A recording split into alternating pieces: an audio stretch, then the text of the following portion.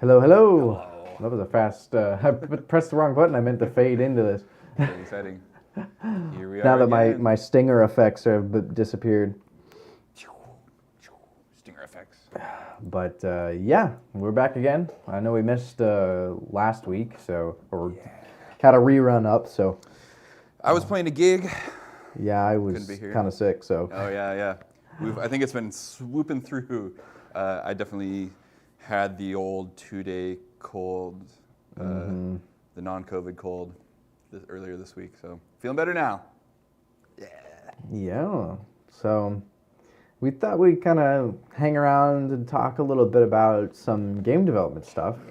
Messing around with Unreal lately, Unreal Game Engine, um, and kind of thinking a lot about sound design in games and how it works different than other mediums and stuff. And Corey and I have been discussing a lot of things about that and how those systems work and how to build sound libraries for games. I know we've touched on a little bit of like game sound design in the past, or like taken like samples at least from games and done some remixes and stuff. But we thought we Very different task from writing music for a game. right. True. So, but yeah, thinking a lot about we talk a lot about the sound design in Legend of Zelda: Breath of the Wild a lot, and Zelda in particular as a game and their sound design has always been really well done, and particularly when it comes to the kind of reactive sound elements in the game. So if anyone out there has played, you'd probably recognize times when you're just out wandering around, and then you come to like you get into combat or something, and the music will dynamically change into either another version of the track or another song, or different elements of the song will be sort of pieced together. I don't know if we can play any examples.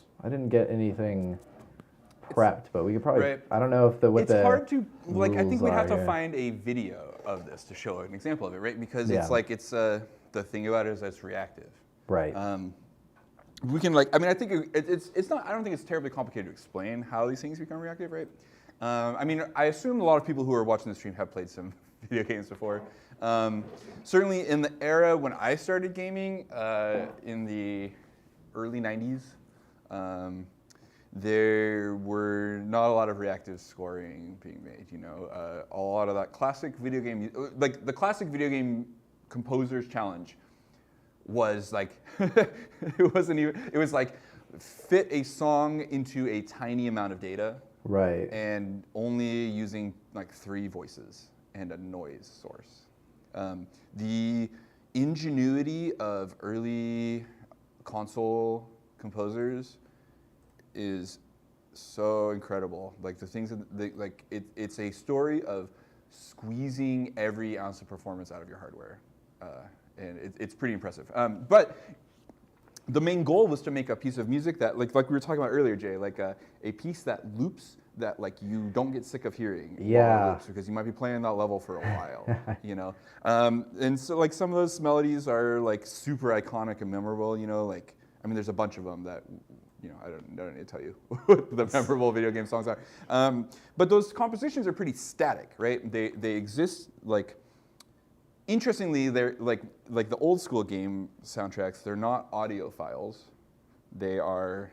It's like MIDI. It's essentially like a MIDI file, but it's not. It's a proprietary format for the console to instruct the sound chip what to play. So like the cartridge contains music, like sheet music essentially, and the console plays it back. It's like a player piano kind of. Yeah, isn't that wild? It trips me out. Yeah. It's The so, old technology is yeah. when it came to the music. Fascinating, and it's really interesting to hear people talk about writing for those systems. It's pretty crazy what they were able to do, though. Like just some of the how iconic some of the songs are, and recognizable even with with like modern production methods, like even the same tunes you can recognize. Well, tunes are tunes, right? Outside of the It's like the context, melody yeah. and the chord progressions and stuff. The wild thing to me is that they couldn't play chords on those old systems. So like those like Mario, the Mario theme doesn't actually have any chords in it, or like sort of fake it by like passing like I don't know. There's all sorts of tricks. Like you can only play 3 notes at a time on that system, and the melody and the bass line are 2 of them. So. Yeah, It'd be really interesting to see that like broken down into. Oh, I'll see if I can find something. Yeah. I think that'd be super cool. I do have like, I believe it's this one. This is an emulation of the. Is this the? No, this is the Game Boy chip. This one is the NES chip, I think. I have a couple of these emulations.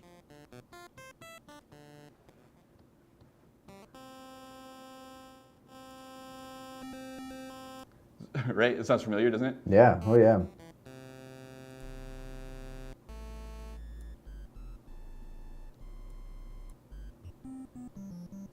Right? So like you can make a pulse wave, you can make a triangle wave, and you can make a noise. Oh, that sounds really familiar. Just those. It's a certain very particular quality. This is I believe a hardware level emulation of the like a circuit based emulation of the chip. It's really neat. Like some of these things are like solved emulation problems, and you can write with the sounds of an NES or whatever. But I'm not constricted by the limitations of the actual console. I could like restrict myself to those limitations, but I think it'd be really hard. You really need to like. If you're really hardcore, you write your chiptunes for emulators and you release them in emulator format. Or if you're really hardcore, you release them on carts. Like a cartridge for. There is a scene of people putting out releasing albums on Game Boy carts with visuals. Oh. Right? Wow. Because why not? Like, so you basically it's like a music video for your entire album. On a cartridge that you play. I think it's so cool. But like it just like what a labor of love to produce that, right? Right. Anyways, well, I'm all about convenience nowadays. Yeah. The reason I use Unreal is because I don't have to worry about like all those like, I can drop in some WAV file that I find somewhere and don't have to. Right. Yeah. So the big revolution in game sound was audio, pre-recorded sounds, right? And it took a while for that. There were some like crude sampling capabilities in the NES, but they were very crude. They were a little less crude on the SNES, but still fairly crude. And it was like the generation after that when like things were really like, things started turning into more about like playing back actual what we call pulse code modulation, PCM audio, WAV file stuff, instead of playing back like a music file. Like with a synthesizer, Although I think probably a lot of them still include little synths in them. I've always noticed that like back in the like a lot of the older games, the sound files were like some of the biggest files that would like come with the game. Like there was times when like if you downloaded a game online, you could get versions of it without the audio, and the audio was like was a gig, but the actual game itself was only like 300 or 400 megabytes. Yeah, and so like that's probably like because like the like a lot of the game information is like vector like or type stuff. It's like it's like information about like something that then becomes rendered, whereas like the audio is rendered already. Like what you're talking about. It was particularly the Grand Theft Auto games that had like all the dialogue, like spoken dialogue. And huge hours-long radio stations. Right, and like recordings are just like really big files. So you could get copies online that were just the game without the dialogue or some of the other stuff, and it was just like it still had the subtitles, so you could still play it. But I always thought that those games when I first played them didn't have spoken dialogue. I didn't realize that they were actually all voice acted. Like maybe they were synthesized or something like that.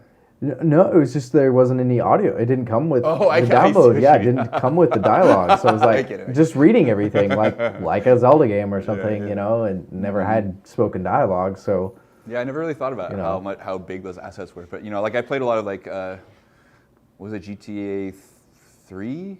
Is that the one before Vice City? Right before Vice City. Yeah, and like that had like a similar kind of amount of. I played both those games a lot, and like, and like Vice City had a ton of audio assets. Like the music in that game was a huge part of it, and it was like a big part of the previous game, but still like the graphics were really crude in GTA 3 compared to Vice City even. Right. And but like, I didn't really like think about how the audio would be a majority of that data, because like those they probably are using MP3s instead of waves, but maybe not, like, and it's just like hours of MP3s is still like a lot of information. Unreal won't even let you put MP3s in there. Like they have to be waves. Yeah, they come in as a different like some kind of media format that doesn't work inside of the like sound processing. I guess the new one they're calling it, what did it say? We just watched a video. Meta Sounds, I think, is the new one. Sound Cues, I think was the kind of the older version, but yeah, I was trying to upload an MP3 in there, and it comes in as a different kind of thing, and that's interesting. Doesn't work properly. Like, no, it's some other kind of asset that you have to do something else with. I don't know if there's a way to convert it in Engine to work, but it wants the WAV files. Yeah, I mean, always, like, I would think with any software, WAV files are easier to play because they're uncompressed. They are the data, right? Whereas, like, the MP3 needs to, like, it's encoded in a lossy, compressed way, data compression, right? Not audio compression.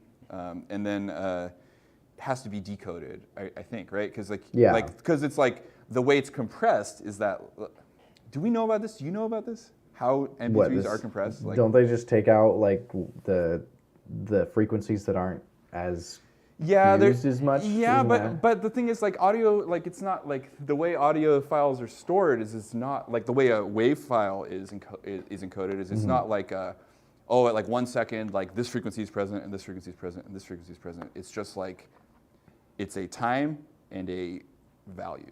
It's just two-dimensional, and then that allows you to recreate a waveform, right? Which then you can extrapolate the frequency content from. But that's like that's called a Fourier transformation to get from the or what is called FFT, fast Fourier transform, or like FFT analysis to.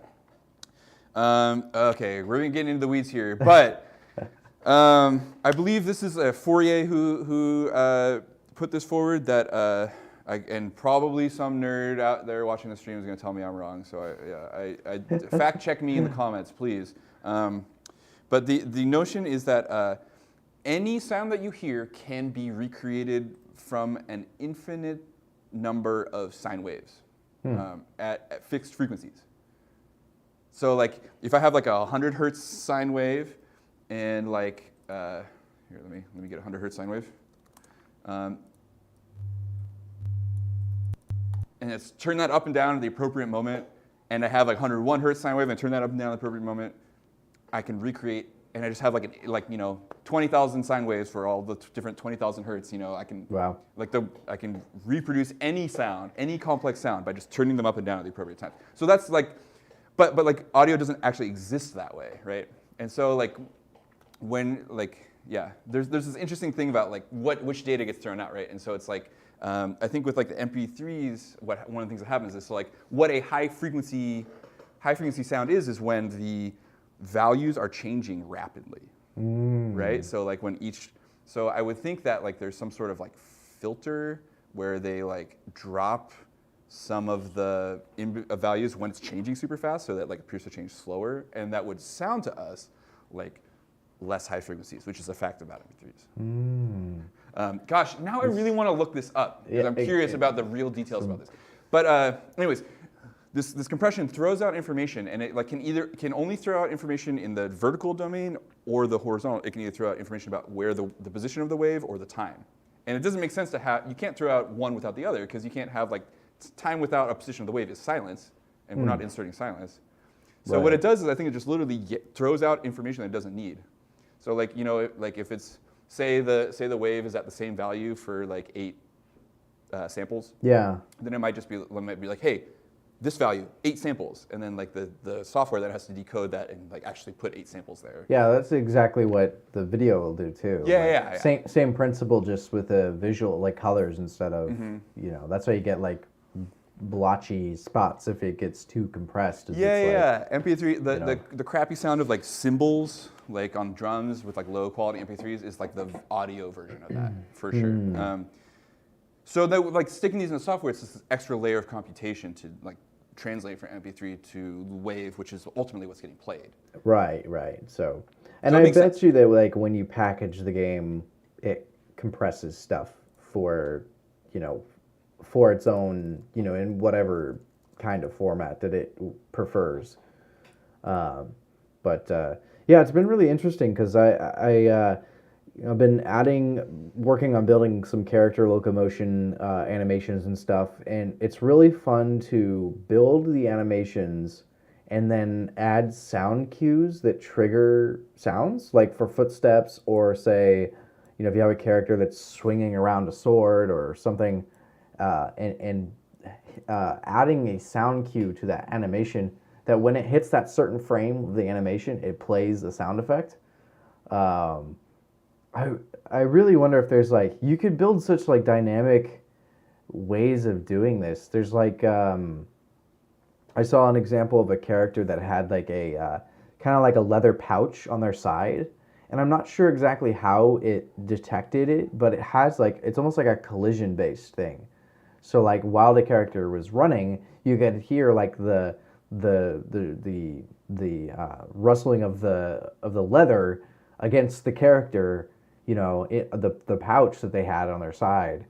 So it was like, you know, or just recording like you know, the clothes of a character, just the like clothes rustling as they moved and all the little fine details of it. Like, you know, if a character is wearing armor or something, it's kind of like building Foley, but then it automatically puts it on the cues that you need, you know? So this is the modern workflow, right? Right. So where like so like if you think about Mario, like Mario has one sound when he jumps.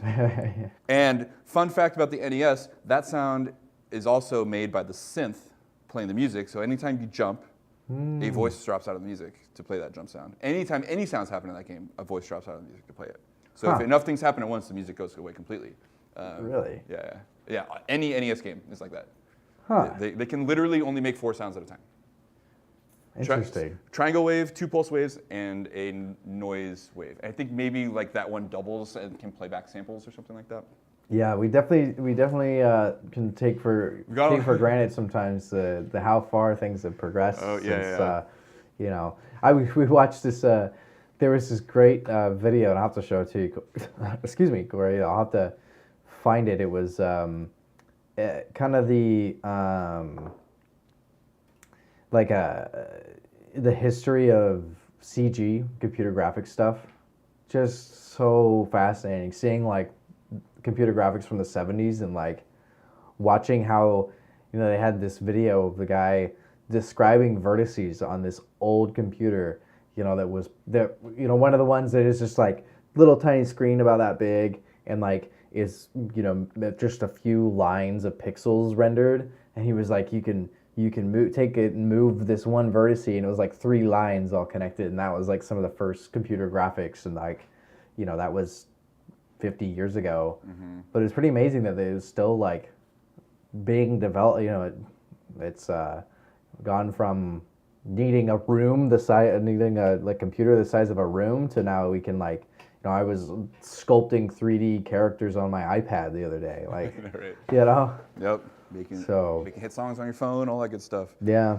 Yeah. So anyway, so the modern video game workflow, which is what Jay's talking about, is like way more interactive. So it, like the idea is that like the score and everything is going to be more lifelike. You know, everything like the CG, the generated stuff is becoming more realistic, and with it, the audio becomes more realistic as well. So in the real world, when the same event happens twice, they make 2 different sounds. Like, you know, like you know, so like.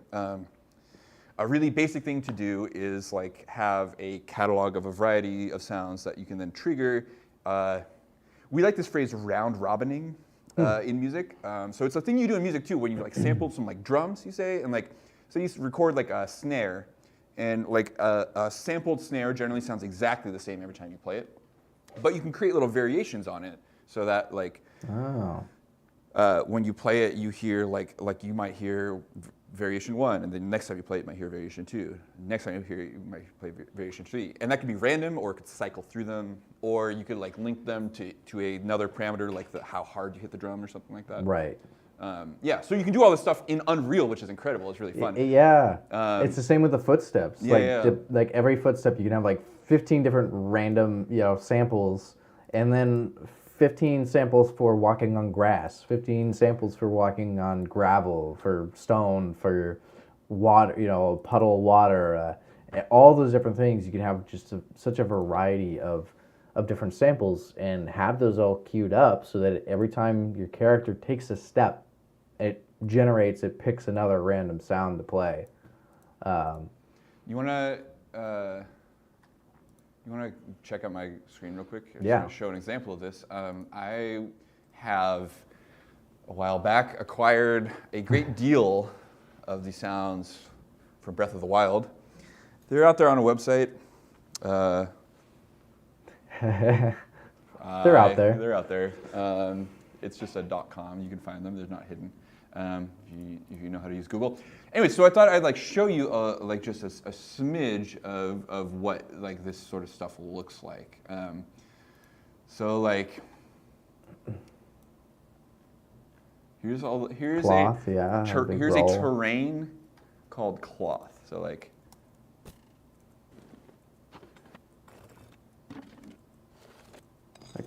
so many. Some of these are identical. Are you noticing this? Huh. Like this one? Those two are identical. But other ones, They're pretty close. Yeah. But just a subtle variation can make it seem less totally. like. Where I really want to find the where's like the link noises. Yeah, here. Here's a good example of like a variation on like, so here's the sounds of Link lifting things. There are 9 samples of Link lifting. And these are the noises that he makes when he lifts things. Yeah, so yeah. like his like grunting.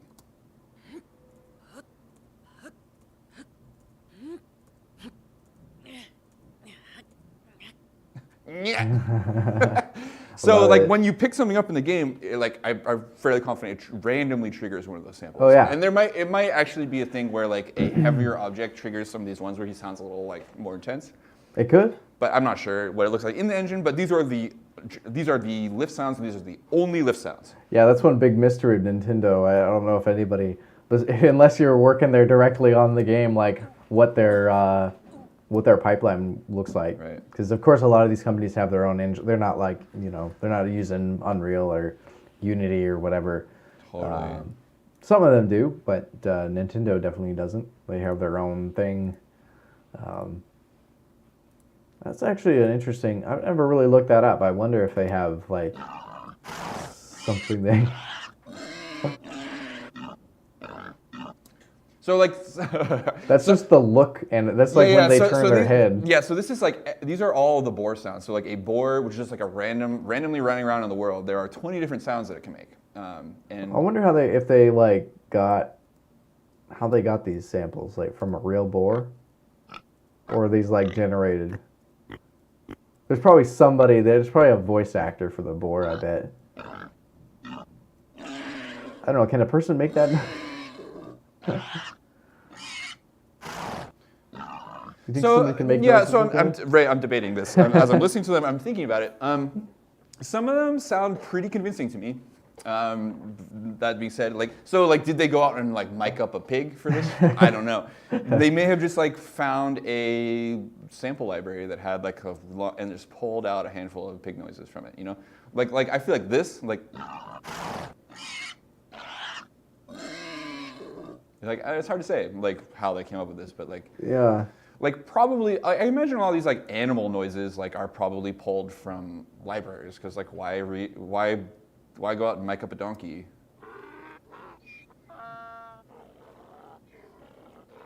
How do you get a clean like sample of a donkey making noise? You got to put them in the studio. Well, here I want to point something out about the boar sound. Where did that go?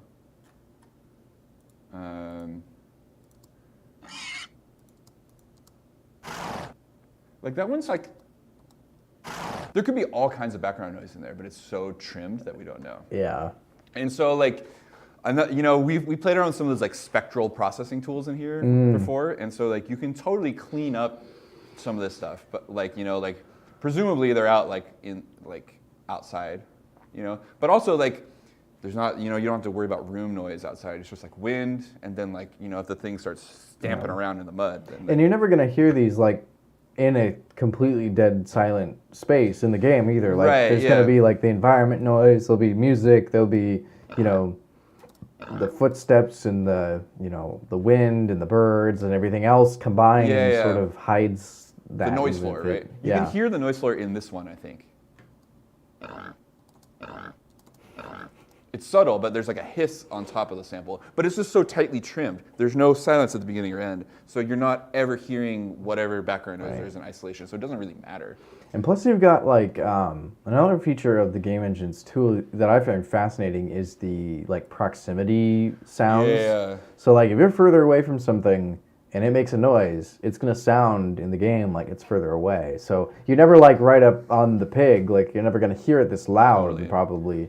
So this was the most interesting thing that Jay showed me when he was playing around with the Unreal stuff was like that like you drop these sound sources into the 3D environment like a 3D object, and you can tie them to actual objects in the environment too. So like the pig object is actually emitting this sound, and the engine is handling this like drop off of like the distance stuff. It's so fun because you like you can in the system I was just creating. I didn't have a sound effect yet, but I was creating a kind of a combat system, and the character will swing a stick and hit the other character, but it on hit wherever it hits, wherever that the two trace, like the collision box of the character and the line trace from the weapon, whenever they collide in that spot exactly is where it generates a particle effect and a sound from that location in the game. So you could you could definitely pinpoint it exactly in a 3D space where the sound generates from. So. And you're not limited to just like interaction kind of sounds,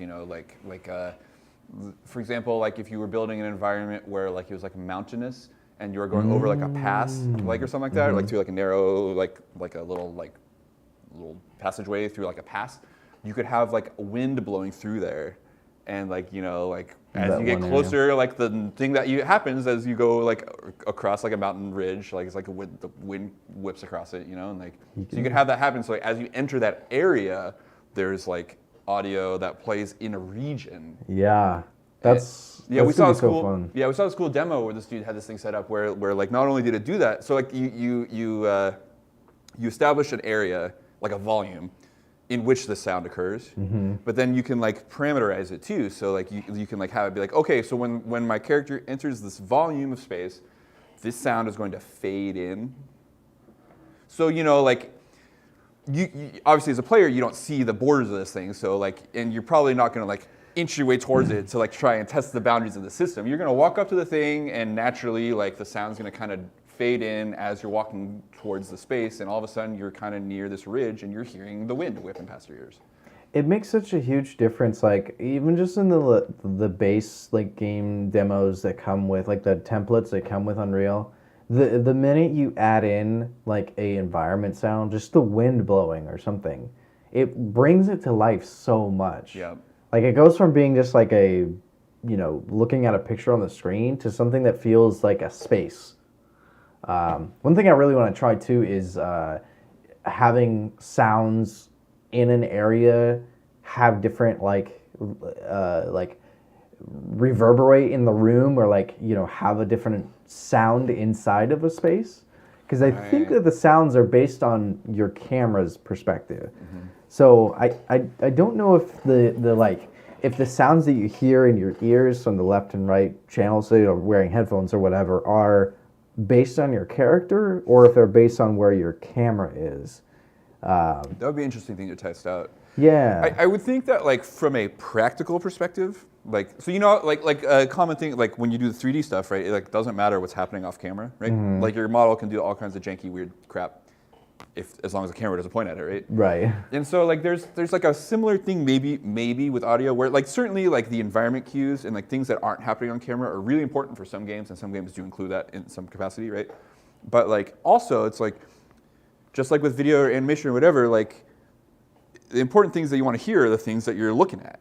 You know, Right. like if you see something and it should make a sound and it doesn't, that's much weirder than if you don't see something and it probably should make a sound but it doesn't, right? I'll have to try out some of the like, when you go back and you're like looking for these things in games, you notice them. I have to see in Breath of the Wild. I bet you, well, like obviously it's different if you're playing a first-person game. Then obviously, it should be whatever direction you're looking at. You should hear things through the left. I know that a lot of the like one series and most of the games to look at that do really good sound design are like the Call of Duty games and those kind of like first-person shooters, because they design it so that you can actually listen, and like part of the mechanic is say another character's footsteps, like another player walking upstairs in a house or something. You can stop and like listen for it, and gunshots and things too in the distance. So like, so here's how it has to work, right? So you have to be able to like not only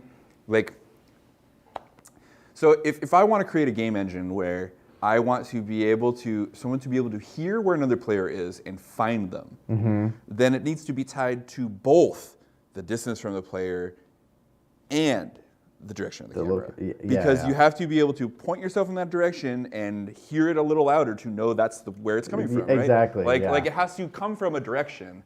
But then like when you are facing that direction, it has to get louder to you, right? Like, if you are playing with this is like the challenge of stereo versus surround, right? If you have a surround system, that problem goes away, right? You just put it behind them.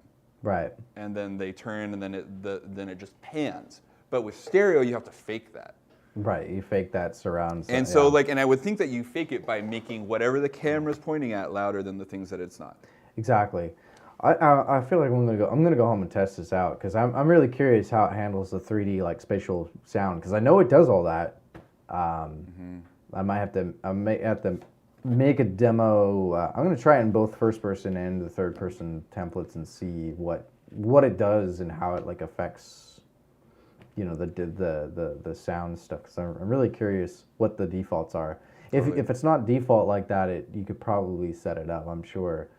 I don't know too much about like how like 3D audio is like spatialized in stereo, but I have headphones that do it, and it's pretty interesting. Like but if you don't have headphones that do it, like people will still say that they can like put it in your headphones anyways, and like some headphones do literally have multiple drivers in them too. So there are like so you'll find a variety of, so there are both like, you can just like, I just have two like normal headphones, just one speaker in each ear, right? Right. And so you can like, you can't literally make something play in front or behind someone. If there's multiple drivers, it can come out like one in the front or one in the back and create a little sense of space.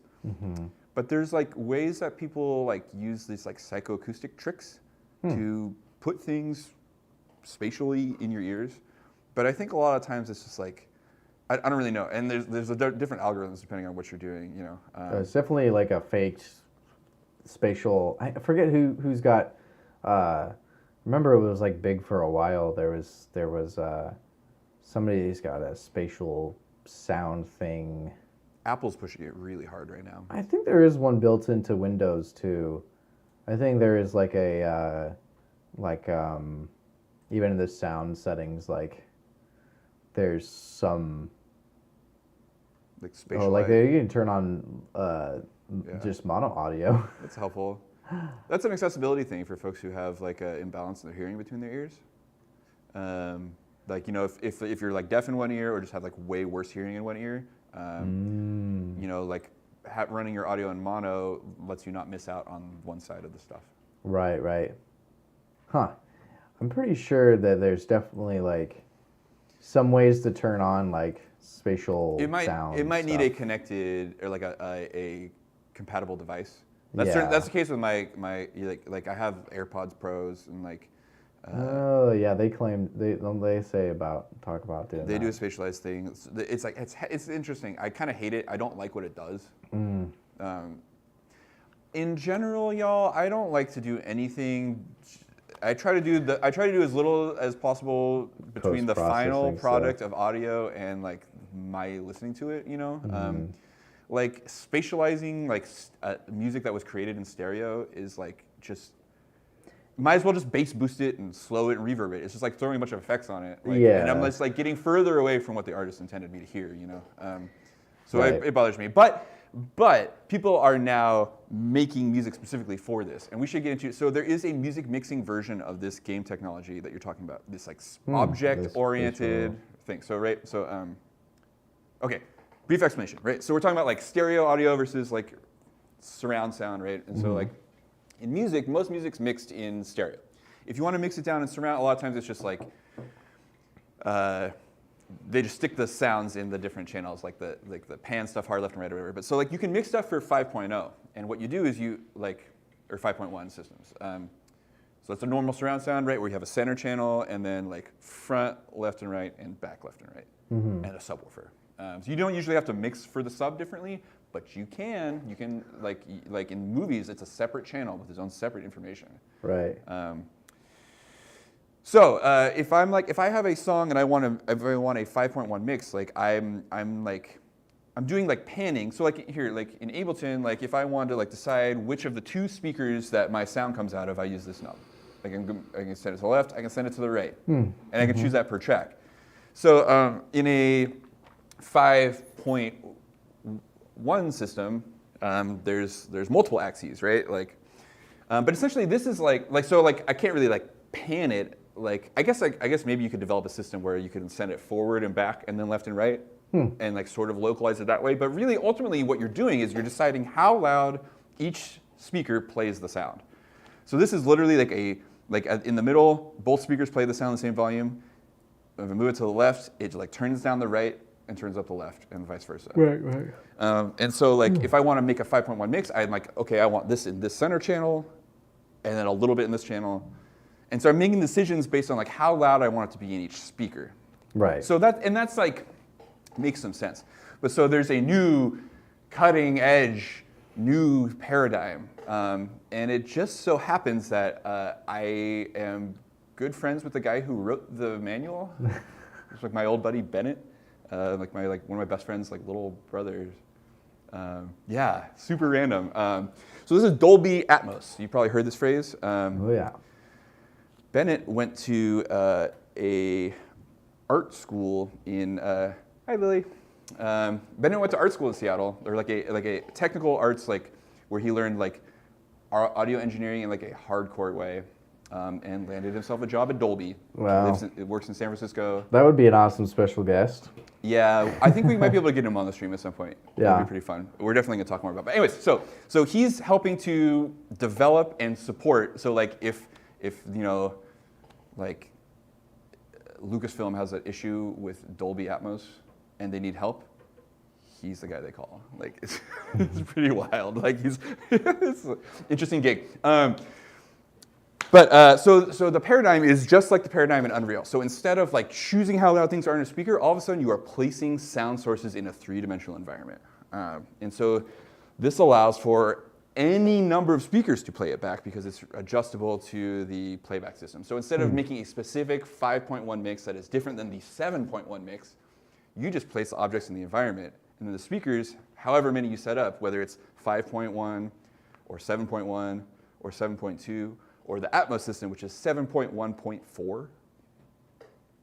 So that's center, front left and right, side left and right, back left and right, subwoofer, top front and left and right, top back left and right. So it's like actually above you as well. Wow. Yeah. Yeah, that's a whole nother thing. Totally. And so like you can move that object in a 3D space and like it'll just come out of if your system's calibrated correctly, which it has to be, it'll just come out of whatever the appropriate speaker is, as if it were like, you know. Wow. So it's like a little game engine mixer, basically. You know? Like it's very much the same paradigm. That's very cool. So it requires like huge reconstructing of DAWs because they're not designed to work in an object-oriented way. You know. So like it's like this whole like translating these mixes that we're doing these traditional ways into that platform is like that's a huge technical undertaking, and that's what his job is. But this is, you know, so it's not just relevant for game stuff. It's going to be, this is going to be the new standard for everything, I'm pretty sure. So like, you know, like film, audio, and music. Anyone who's doing music for any sort of interactive or 3D experience, or just wants to create a 3D experience for their music. Yeah. That's going to be the tool that everyone's going to use, I think. It's pretty cool. And then combine that with VR too. Oh, totally. Yeah. No, this is like essential for VR, right? Yeah. Like, you know, instead of like, because that's all like so interactive and reactive, because like the listener's position changes, like it's all, that might end up being more like a game thing, you know? Yeah, but like if you wanted to like show off, like have VR, like something on VR, and then also have people in a physical space too. Some VR music videos. Yeah. That would be sweet. Man. Yep. We got to do one of those for one of your tracks. Oh, it'd be really interesting.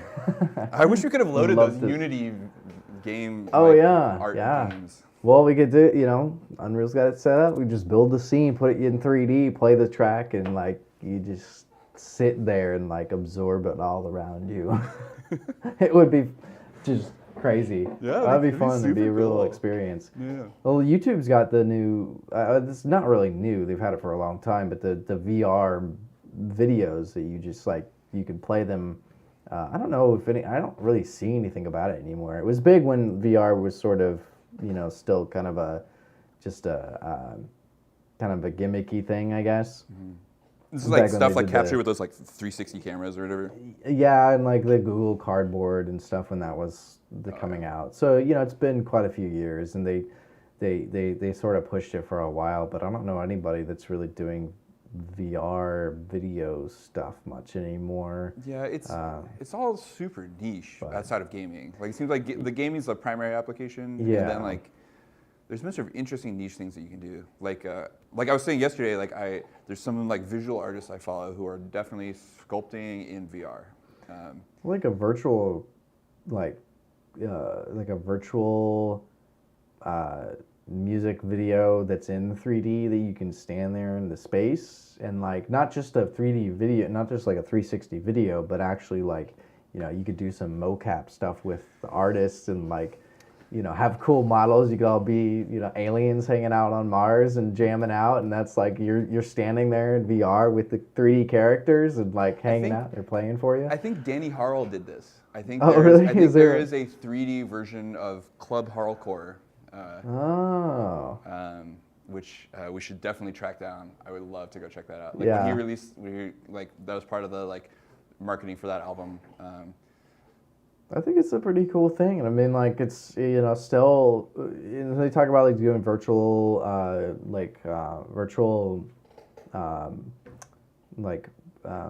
concerts and stuff like that. But you could literally just like stand on stage in VR. Like if they put a VR, like even if we're doing 3D, like real time, you know, concerts, and you just put your VR headset on and be there at the concert, like up on stage like on the camera, and you can just look around and watch. Like that would be pretty cool. It's a thing that's happening, sort of, you know. Yeah, I feel like you could sell tickets for something like that, you know. Yeah, it's happening. Yeah. I mean, like those like concerts in like Minecraft and I guess those were like pretty crude, but like the Fortnite concerts would be a better example of that, where it's like a big event or whatever. Like I think the Minecraft concerts are literally just people like hanging out in a server and then like playing music like over the voice chat. But this, you know, this spatial music stuff is you know, in 3D. I mean, then you even like you go even deeper in and like have the music is actually coming from, you know, if it is like, you know, these 3D characters playing music, like the music can come from the instrument in 3D, and like you hear it like you're actually there. You know, you get right up. You can. And that's where the experience becomes interesting and different from like just listening to it. Yeah, like I saw some funny debate about like on the subject like virtual clubs, right? Like so imagine like go to like a virtual club and go see some DJs DJing in VR or whatever, like, you know. But they're just playing, you know. I mean, not to belittle it too much, but like DJs are playing pre-recorded music, you know, and so like, you know, all that music comes out of the same source, but like, so it's like not terribly different than like listening to a mix on your headphones or whatever. But like you're talking about, right? Like if you have like the song separated out, so where like you have like the bass track and the guitar track and like the vocals, and they can come from point sources, right? Then you can sort of like kind of like in real life you would do is move around and kind of get your ideal mix, like Yeah. Or just like go up and like take a listen, you know? Yeah, Like, yeah, get real close. I can see it being super cool. Like, uh, I would love to see this actually. Like, imagine this, like your favorite band, like in like playing around a circle around like one of those 3D cameras, like with like super high res video and like super high quality audio, and then you get to go watch it in VR, and you can go and like take a look, like watch their hands, you know, like Yeah, and like watch others listen, play. and like you know you'll zoom in and like hear their sound better too, you know. Like, Yeah, it's some cool stuff. I really am excited for the technology. I definitely one of these days looking to invest in the newer VR headset to do some Unreal development in VR. I think that's some cool stuff. I know the technology is still not quite like full on consumer yet, but That's what I was gonna say. Yeah. Yeah, It's a like lot you're of- restricted by your available audience, right? right. But there are, it's people getting the the Facebook, the Meta headsets. They're pretty popular. Like I have a few students that have some that have the Meta Quest too, and it's getting to the point where like people just kind of have them. Yeah, they're around know, for sure. Are always looking for more content for them because you want to feel like you got your money's worth out of it. But it's it's cool stuff. I'm excited to see where it all goes and how much Unreal's a free software. I mean, free to use for unless you're making. I think they've got it at like I don't even. It's like over $1 million. You have to make a lot of money. Yeah, before you have to like pay royalties. Which is great. That's like good for them. But, Yeah, you know, I think. I mean, they're making plenty of money. yeah, like, the Fortnite's the reason they can do that. I'm Yeah. sure, but still, it's great to be like oh, we have plenty of. We don't need to have a subscription or. totally. People encourage people to use their. It's very creator friendly, Yeah. So. which is nice. Yeah. But. It'll be interesting to see like the rumors about the Apple VR headset are bubbling back up again. Oh yeah, I've seen and some of that. Totally, and just like with like the kind of ubiquitousness of iPhones in this country, like I kind of wonder if like that might be a thing that like kick it off, yeah. like really like I mean I'm not saying it's going to change the world necessarily, but like it might like kick up adoption kind of fast, like. Is it gonna be like a full VR or is it AR too? I or believe it's mostly VR. I believe it.